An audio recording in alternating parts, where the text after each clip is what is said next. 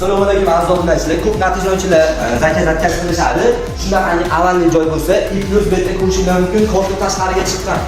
Natijalar chiqiladigan joyi ichkarida qolib, korpus tashqariga chiqqan. Shunaqangi patologiyalar chiqsa, pastki nomerlarga aloqaga chiqib olasizlar, davolashga chiroyli qilib beraman.